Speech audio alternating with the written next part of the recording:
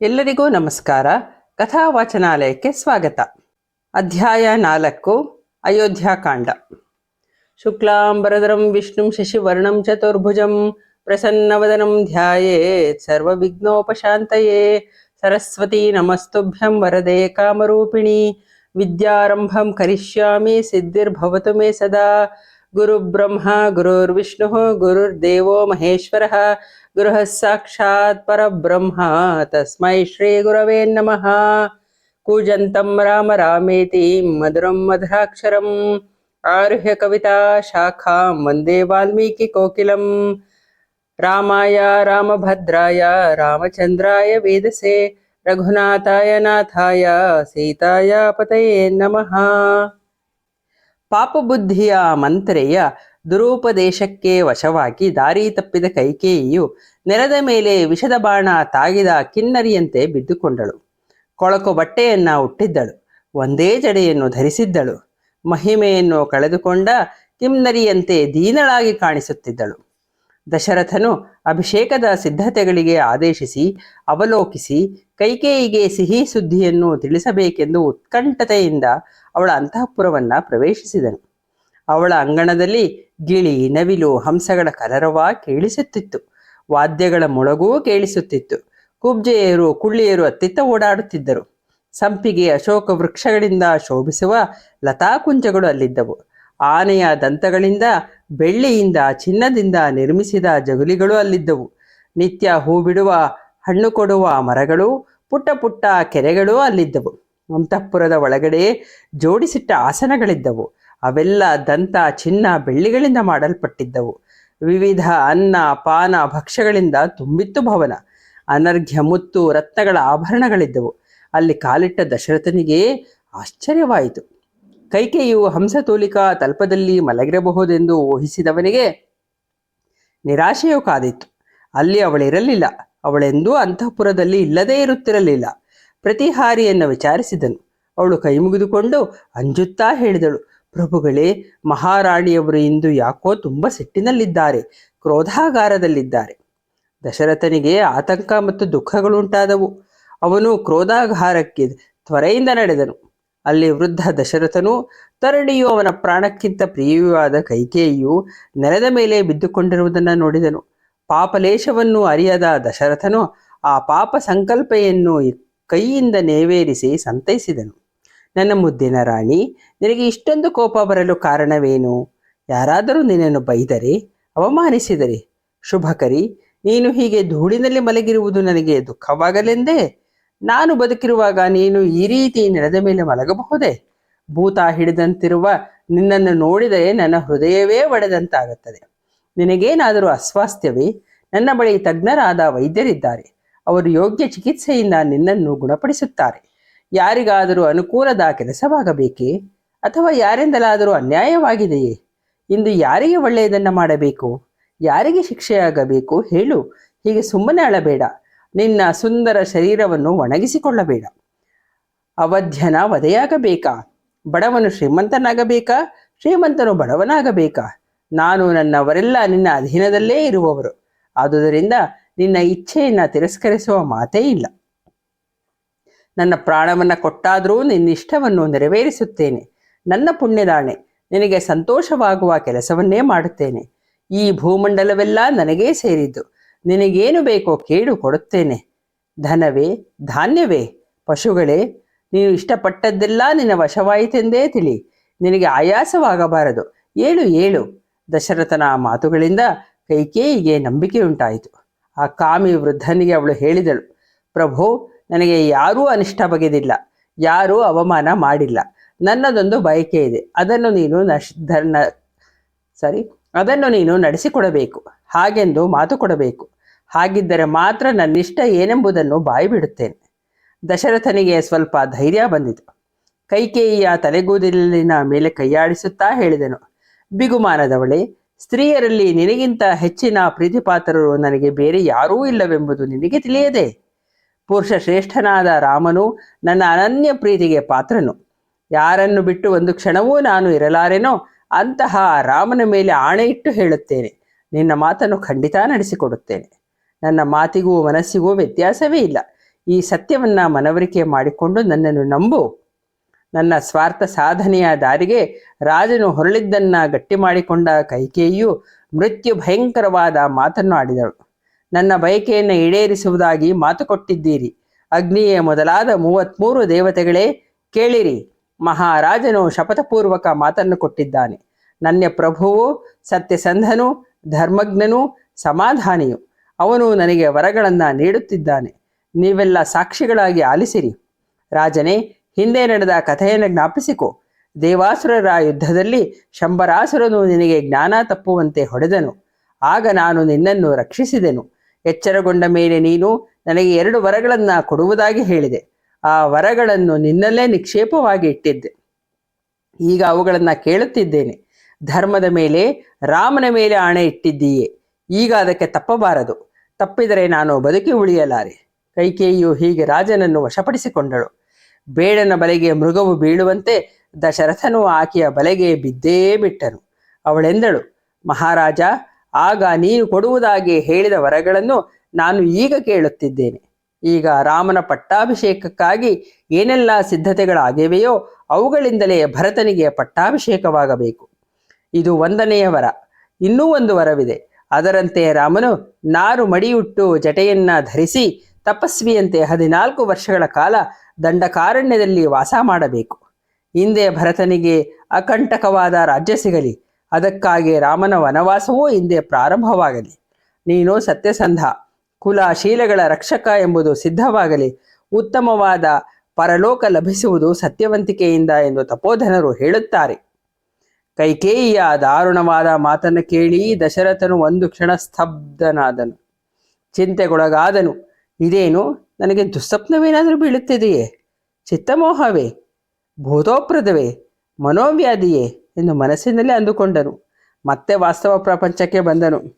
ಹುಲಿಯನ್ನು ಕಂಡ ಜಿಂಕೆಯಂತೆ ಬೆದರಿದನು, ಬೆವರಿದನು, ಬಸವಳಿದನು. ಮೋಡಿಗೊಳಗಾದ ವಿಷದ ಹಾವು ಮಂಡಲದೊಳಗೆ ಸಿಕ್ಕಿಬಿದ್ದಂತಾಗಿತ್ತು ಅವನ ಸ್ಥಿತಿ. ಅಯ್ಯೋ, ಧಿಕ್ಕಾರವಿರಲಿ ಎಂದು ರೋಧಿಸುತ್ತಾ ಮೂರ್ಛೆ ಹೋದನು. ಬಹಳ ಹೊತ್ತಿನ ಮೇಲೆ ಚೆತ್ತು ಸಿಟ್ಟಿನಿಂದ ಉರಿಯುತ್ತಾ ಸುಡುವ ಕಣ್ಣುಗಳಿಂದ ಕೈಕೇಯಿಯನ್ನು ನೋಡುತ್ತಾ ನುಡಿದನು. ಕ್ರೂರ ಹೆಂಗಸೇ, ನಡೆದ ಕೆಟ್ಟವಳೆ, ಈ ಕುಲವನ್ನು ನಾಶ ಮಾಡಲು ಬಂದವಳೆ, ನಾನಾಗಲಿ ರಾಮನಾಗಲಿ ನಿನಗೆ ಮಾಡಿರುವ ಅನ್ಯಾಯವೇನು?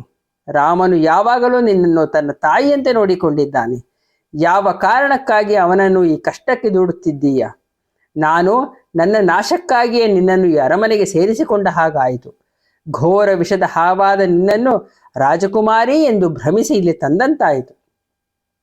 ಇಡೀ ಜಗತ್ತೇ ರಾಮನ ಗುಣಗಾನ ಮಾಡುತ್ತಿದೆ. ಅಂಥವನನ್ನು ಯಾವ ಅಪರಾಧಕ್ಕಾಗಿ ನಾನು ತ್ಯಜಿಸಲಿ?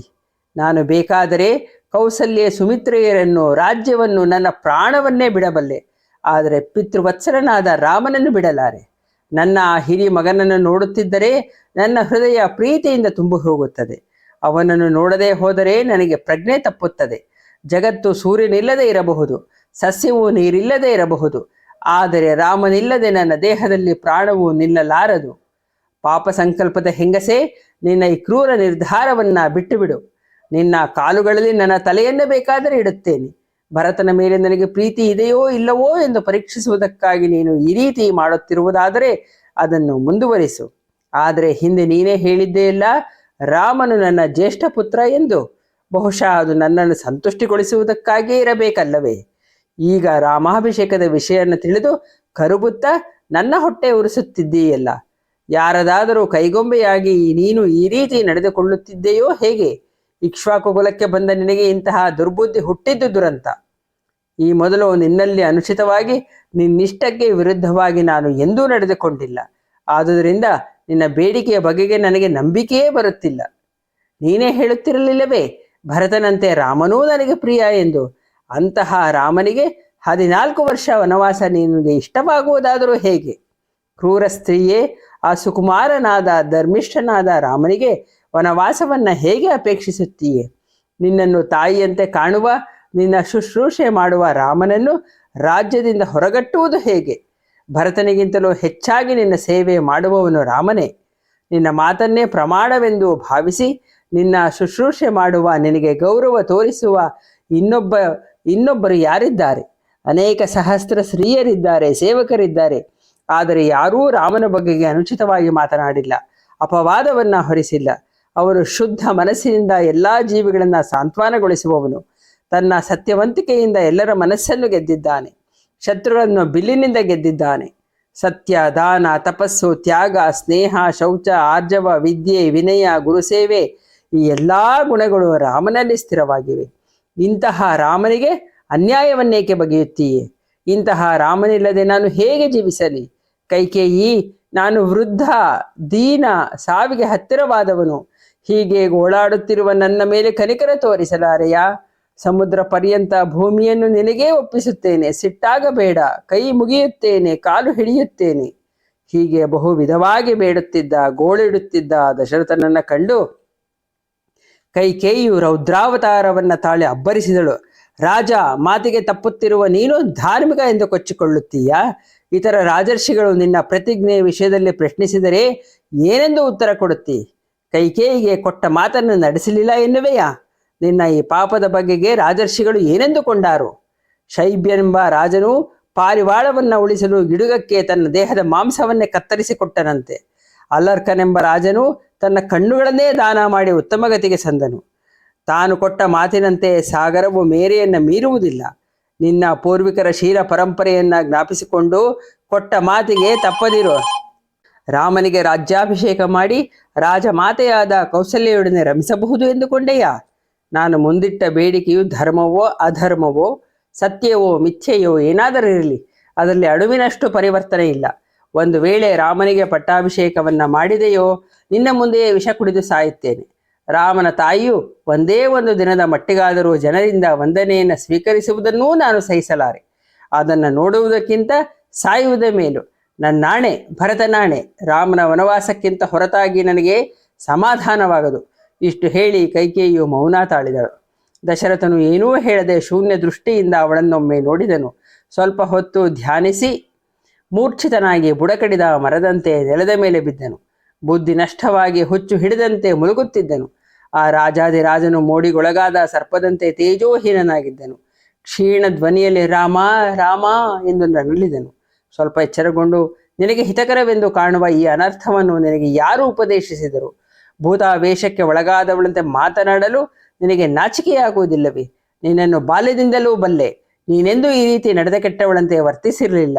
ನಿನ್ನ ಭಯವಾದರೂ ಏನು? ಯಾವ ಕಾರಣಕ್ಕಾಗಿ ಭರತನಿಗೆ ಅಭಿಷೇಕವನ್ನು, ರಾಮನಿಗೆ ವನವಾಸವನ್ನು ಬಯಸುತ್ತೀಯ? ಹೃದಯ ಹೀನಳೆ, ಪಾಪ ಬುದ್ಧಿಯವಳೆ, ಕ್ಷುದ್ರಳೆ. ನನ್ನಿಂದಾಗಲಿ ರಾಮನಿಂದಾಗಲಿ ನಿನಗಾಗುವ ಅನ್ಯಾಯವಾದರೂ ಏನು? ಭರತನು ಸದ್ಗುಣ ಸಂಪನ್ನನು, ಧಾರ್ಮಿಕನು. ರಾಮನನ್ನು ಕಾಡಿಗಟ್ಟಿ ತಾನು ರಾಜನಾಗಲು ಒಪ್ಪವನೆಂದು ಎಂದುಕೊಂಡೆಯ? ರಾಮನನ್ನು ಕಾಡಿಗೆ ಹೋಗೆಂದರೆ ಭರತನ ಮುಖ ಗ್ರಹಣ ಹಿಡಿದ ಚಂದ್ರನಂತೆ ಕಪ್ಪಿಡುವುದನ್ನು ನಾನು ನೋಡಲಾರೆ. ಸ್ನೇಹಿತರಾದಿಯಾಗಿ ಎಲ್ಲರೊಡನೆ ಪರಾಮರ್ಶಿಸಿಯೇ ನಾನು ರಾಮನ ಅಭಿಷೇಕವನ್ನ ನಿಶ್ಚಯಿಸಿರುವುದು. ಈಗ ಅನಿಶ್ಚಯದಿಂದ ಹಿಂದೆ ಸರಿದರೆ ಅವರೆಲ್ಲ ಏನೆಂದುಕೊಳ್ಳಲಿಕ್ಕಿಲ್ಲ. ಅವರು ಕೇಳುವ ಪ್ರಶ್ನೆಗಳಿಗೆ ನಾನು ಏನೆಂದು ಉತ್ತರ ಕೊಡಲಿ? ಈ ದಶರಥನು ಹುಡುಗಾಟದವನು, ಹೆಂಡತಿಯ ದಾಸ, ಹೆಂಡತಿಯ ತಾಳಕ್ಕೆ ಸರಿಯಾಗಿ ಕುಣಿಯುವನು ಎಂದುಕೊಳ್ಳದಿರುವರೇ? ರಾಮನನ್ನ ಕಾಡಿಗೆ ಕಳುಹಿಸಿದರೆ ಕೌಸಲ್ಯ ಏನೆಂದಾಳು? ಅವಳಿಗೆ ಏನೆಂದು ಉತ್ತರ ಕೊಡಲಿ? ಕೌಸಲ್ಯೆಯು ದಾಸಿಯಾಗಿ, ಸ್ನೇಹಿತೆಯಾಗಿ, ಹೆಂಡತಿಯಾಗಿ, ತಂಗಿಯಾಗಿ, ತಾಯಿಯಾಗಿ ನನ್ನ ಸೇವೆಯನ್ನು ಮಾಡಿರುವಳು. ಯಾವಾಗಲೂ ನನ್ನ ಹಿತವನ್ನೇ ಬಯಸಿರುವಳು. ಮಗನೆಂದರೆ ಅವಳಿಗೆ ಪ್ರಾಣ. ಅಂತಹ ಸಾಧ್ವಿಯನ್ನು ನಾನು ನಿನ್ನ ಮೋಹಕ್ಕೊಳಗಾಗಿ ಅವಗಣಿಸಿದ್ದೇನೆ. ಈಗ ನನಗೆ ಪಶ್ಚಾತ್ತಾಪವಾಗುತ್ತಿದೆ. ರೋಗಿಯು ಅಪಥ್ಯವಾದ ಅನ್ನ ವ್ಯಂಜನಗಳನ್ನು ತಿಂದು ಸಂಕಟ ಪಡುವಂತೆ ನಾನು ನಿನ್ನನ್ನು ಅತಿಯಾಗಿ ಪ್ರೀತಿಸಿ ಹಾಳಾದೆ. ರಾಮನನ್ನು ಕಾಡಿಗೆ ಅಟ್ಟಿದರೆ ಸುಮಿತ್ರೆಗೆ ದಿಗಲಾಗುವುದು. ನನ್ನ ಮೇಲೆ ಅವಳಿಗೆ ವಿಶ್ವಾಸವೇ ಉಳಿಯದು. ಇನ್ನು ದುಃಖಕರವಾದ ಈ ಸುದ್ದಿಯನ್ನು ಕೇಳಿದ ಸೀತೆಯು ಹೇಗೆ ಪ್ರತಿಕ್ರಿಯಿಸುವಳೋ ನನಗೆ ಗೊತ್ತಿಲ್ಲ. ಒಂದು ರಾಮನ ವನವಾಸ, ಇನ್ನೊಂದು ನನ್ನ ನಿಧನ. ಅವಳು ರಾಮನಿಲ್ಲದಿದ್ದರೆ ಕಿಂ ನರನನ್ನ ಕಳೆದುಕೊಂಡ ಕಿಂ ನರಿಯಂತಾಗುವಳು. ನಾನು ರಾಮನ ನಾಡಿಗೆ ತೆರಳುವಾಗ ಜಾನಕಿ ಅಳುವುದನ್ನು ಕಂಡು ತತ್ಕ್ಷಣ ಪರಲೋಕಕ್ಕೆ ತೆರಳುವುದು ನಿಶ್ಚಿತ. ನೀನು ವಿಧವೆಯಾಗಿ ಮಗನೊಡನೆ ರಾಜ್ಯಭಾರ ಮಾಡಬಹುದು. ನಿನ್ನ ದುಷ್ಟ ಸ್ವಭಾವದ ಅರಿವಿಲ್ಲದೆ ನಿನ್ನ ರೂಪಕ್ಕೆ ಮರಳಾದ ಮೂರ್ಖ ನಾನು. ರುಚಿಯಾಗೇ ಇದೆ ಎಂದು ವಿಷಯುಕ್ತ ಮದ್ಯವನ್ನು ಕುಡಿದಂತಾಗಿದೆ ನನ್ನ ಸ್ಥಿತಿ. ಸುಳ್ಳು ಸುಳ್ಳೇ ನನಗೆ ಪ್ರೀತಿಯನ್ನು ತೋರಿಸಿ ಸಂತೋಷಪಡಿಸಿ ಮೋಸ ಮಾಡಿದೆ ನೀನು. ಸಂಗೀತಕ್ಕೆ ಮರಳಾದ ಜಿಂಕೆಯನ್ನು ಬೇಡನ್ನು ಕೊಲ್ಲುವಂತೆ ನೀನು ನನ್ನನ್ನು ಕೊಂದು ಬಿಟ್ಟೆ.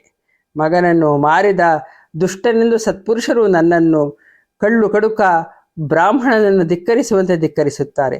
ಅಯ್ಯೋ, ಎಂತಹ ದುಃಖ, ಎಂತಹ ಕಷ್ಟ! ನಿನ್ನ ಮಾತನ್ನು ಸಹಿಸಿಕೊಳ್ಳಬೇಕಿಲ್ಲ. ಇದೆಲ್ಲ ನಾನು ಹಿಂದಿನ ಜನ್ಮದಲ್ಲಿ ಮಾಡಿದ ದುಷ್ಕೃತ್ಯಗಳ ಫಲ. ಎಲೆ ಪಾಪಿ ಹೆಂಗಸೇ, ಬಹಳ ಸಮಯದಿಂದ ಪಾಪಿಯಾದ ನಾನು ನಿನ್ನನ್ನು ಕಾಪಾಡಿಕೊಂಡು ಬಂದೆ. ನೀನು ಮೃತ್ಯುವೆಂದೇ ತಿಳಿಯದೆ ನಿನ್ನೊಡನೆ ಪ್ರಣಯದಾಟಗಳನ್ನೆಲ್ಲ ಆಡಿದೆ. ನಾನು ಬದುಕಿರುವಾಗಲೇ ಈ ಬಡಪಾಯಿ ರಾಮನು ತಂದೆ ಇಲ್ಲದ ತಬ್ಬಲಿಯಾದನು. ಕಾಮುಕನಾದ ರಾಜನು ಹೆಂಡತಿಯ ದಾಸನಾಗಿ ಮಗನನ್ನು ಕಾಡಿಗೆ ಅಟ್ಟಿದನೆಂದು ಜನರು ಆಡಿಕೊಳ್ಳದೇ ಇರುತ್ತಾರಾ? ವ್ರತಗಳಿಂದ, ಬ್ರಹ್ಮಚರ್ಯೆಯಿಂದ, ಗುರು ಶುಶ್ರೂಷೆಗಳಿಂದ ರಾಮನು ಇಷ್ಟರವರೆಗೆ ಕಷ್ಟಪಟ್ಟನು. ಈಗ ಸುಖ ಭೋಗಗಳನ್ನು ಅನುಭವಿಸುವ ಕಾಲ. ಇದನ್ನು ಬಿಟ್ಟು ಕಾಡಿಗೆ ಹೋಗಿ ಪುನಃ ಕಷ್ಟಪಡಬೇಕಾಯ್ತಲ್ಲ. ನೀನು ಕಾಡಿಗೆ ಹೋಗು ಎನ್ನುವಾಗ ಮುದ್ದು ಕಂದನು ಅದನ್ನು ವಿರೋಧಿಸಿದರೆ ನನಗೆ ಸಂತೋಷವಾದೀತು. ಆದರೆ ಆ ನಿರ್ಮಲ ಮನಸ್ಸಿನವನು ಅದನ್ನು ಯಾಕೆ ಎಂದು ಕೂಡ ಪ್ರಶ್ನಿಸದೆ ಕಾಡಿಗೆ ಹೊರಟು ಹೋಗುತ್ತಾನೆ. ಅವನು ಕಾಡಿಗೆ ಹೋದರೆ ಲೋಕವೇ ನನ್ನನ್ನು ಧಿಕ್ಕರಿಸುತ್ತದೆ. ರಾಮನು ಕಾಡಿಗೆ ಹೋದ ಮೇಲೆ, ನಾನು ಸತ್ತ ಮೇಲೆ ಮಿಕ್ಕ ನನ್ನ ಬಂಧುಗ ಒಳಗದ ಮೇಲೆ ಅದೇನು ದಬ್ಬಾಳಿಕೆ ಮಾಡಬೇಕೆಂದುಕೊಂಡಿದ್ದೀಯೇ ಪಾಪಿ? ರಾಮನನ್ನು, ನನ್ನನ್ನು, ಕೌಸಲ್ಯನ್ನು, ಸುಮಿತ್ರೆಯು ಯಾರೂ ಇನ್ನು ಬದುಕಿರಲಾರರು. ರಾಮನನ್ನು, ಕೌಸಲ್ಯನ್ನು, ಸುಮಿತ್ರೆಯನ್ನು ನರಕಕ್ಕೆ ತಳ್ಳಿ ನೀನೇ ಸುಖವಾಗಿರು. ರಾಮನು ಮತ್ತು ನಾನು ಬಿಟ್ಟು ಹೋಗುವಾಗ ಈ ಪವಿತ್ರವಾದ ಇಕ್ಷ್ವಾಕು ಕುಲವು ಕ್ಷೋಭೆಗೊಳಗಾಗುವುದು. ನನ್ನೆದೆಯನ್ನು ಸುಡುವವಳು ನೀನು. ಆದ್ದರಿಂದ ನೀನು ಬದುಕಿರಲೇಬಾರದು. ಆತ್ಮವಂತನಾದ ಮಗನಿಲ್ಲದ ಮೇಲೆ ನನಗೆ ಬದುಕೇ ಇಲ್ಲ. ಇನ್ನು ಸುಖವೇ ಇಲ್ಲಿಯದು. ನನಗೆ ಕೇಡು ಬಗೆಬೇಡ ಮಹಾರಾಯ್ತಿ. ನಿನ್ನ ಕಾಲಿಗೆ ಬೇಕಾದರೆ ಬೀಳುತ್ತೇನೆ. ನನ್ನ ಮೇಲೆ ಅನುಗ್ರಹ ಮಾಡು. ಹೀಗೆ ಹೆಂಗಸಿಗೆ ವಶನಾದ ದಶರಥನು ಕೈಕೇಯಿಯ ಕಾಲಿನಡಿಗೆ ಕೈಚಾಚುತ್ತಿದ್ದಂತೆ ರೋಗೋದ್ರೇಕವಾದವನಂತೆ ಸಮತೋಲನ ತಪ್ಪಿ ನೆಲದ ಮೇಲೆ ಬಿದ್ದನು. ಜೈ ಶ್ರೀರಾಮ್. ಮಂಗಳಂ ಜಯ ಮಂಗಳಂ ಶುಭ ಮಂಗಳಂ ಶ್ರೀರಾಮಗೆ. ಭಾನುಕುಲದಲ್ಲಿ ಜನಿಸಿದವಗೆ ಭಕ್ತ ಜನ ಪರಿಪಾಲಗೆ. ಲೀಲೆಯಿಂದಲಿ ವಾಲಿ ನಿಗ್ರಹ ಮಾಡಿದ ಭೂಪಾಲಗೆ. ಮಂಗಳಂ ಜಯ ಮಂಗಳಂ ಶುಭ ಮಂಗಳಂ ಶ್ರೀರಾಮಗೆ. ತಾಟಕೀಯ ಕೊಂದವನಿಗೆ ಘೋರಾಟವನ ಸಂಚಾರಿಗೆ. ಆಟಕೋಜ್ವಲ ಕಾಂತಿ ಶೋಭಿಪ ದಿವ್ಯ ರತ್ನ ಕಿರೀಟಗೆ. ಮಂಗಳಂ ಜಯ ಮಂಗಳಂ ಶುಭ ಮಂಗಳಂ ಶ್ರೀರಾಮಗೆ. ದಂಡಕಾರಣ್ಯಕ್ಕೆ ಪೋಗಿ ಚಂಡ ದೈತ್ಯನ ಗೆಲಿದವಗೆ. ಅಂಡ ಪಿಂಡ ಬ್ರಹ್ಮಾಂಡ ನಾಯಕ ರಾಮ ಕೋದಂಡ ರಾಮಗೆ. ಮಂಗಳಂ ಜಯ ಮಂಗಳಂ ಶುಭ ಮಂಗಳಂ ಶ್ರೀರಾಮಗೆ. ಜೈ ಶ್ರೀರಾಮ್. ಧನ್ಯವಾದಗಳು. ತಪ್ಪಿದ್ದರೆ ಕ್ಷಮಿಸಿ.